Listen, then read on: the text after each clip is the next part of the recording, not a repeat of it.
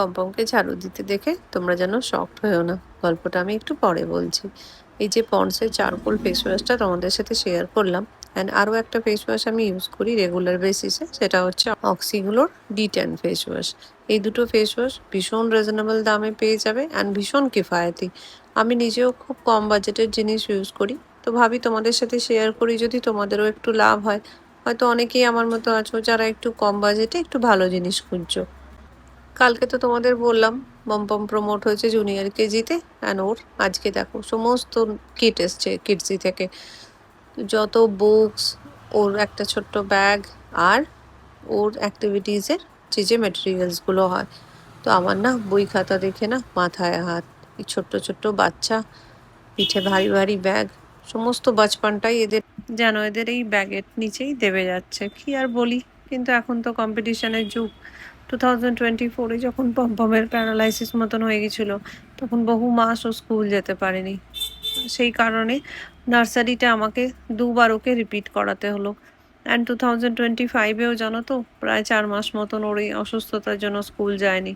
নয়তো এখন ওর জুনিয়র নয় সিনিয়র কেজি হতো গো। কিন্তু কি করব বলো, কোনো তো উপায় নেই। মেয়েটা আমার এই অসুস্থতার জন্য দিন দিন পিছিয়েই যাচ্ছে।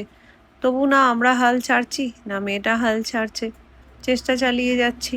তো হাই হ্যালো এভরিওয়ান, আমি MS আইকাত। আমার আবার একটা নতুন ব্লগে তোমাদের সবাইকে ওয়েলকাম। ব্লগটা স্টার্ট করেছিলাম যখন পম্পম ঝাড়ু দিচ্ছিল। কেন জানো? ওকে ছোট থেকে শেখানো হয়েছে যেখানে নোংরা আর যেখানে ও নিজে নোংরা করবে সেখানটা ওকেই সাফ করতে হবে। কারণ এখন থেকে না শেখালে না আগে গিয়েও শিখবে না।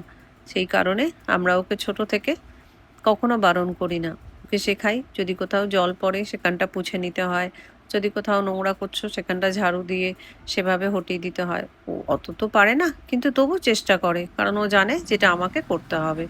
সানডে সন্ধ্যে থেকে ব্লগটা স্টার্ট করারই একটাই কারণ ছিল গো, যে কিডসির যে কিটগুলো এসছে, বুকসগুলো এসছে, তোমাদের সাথে একটু শেয়ার করে দিলাম।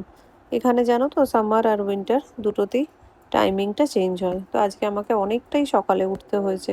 পম্পমকে তো মোটামুটি সবটাই আমাকে করে দিতে হয়, শুধু ব্রাশটুকু ও নিজে করে। তো সেই কারণে আমার অনেকটাই সময়, প্রাকগারি হাফ অ্যান আওয়ার ওর পেছনে চলে যায়। তাই আমি সকালে উঠেই না আগে অনির লাঞ্চটা প্রিপেয়ার করে দিই। অনিকে নিয়ে কোনো জ্বালা নেই আমার গো।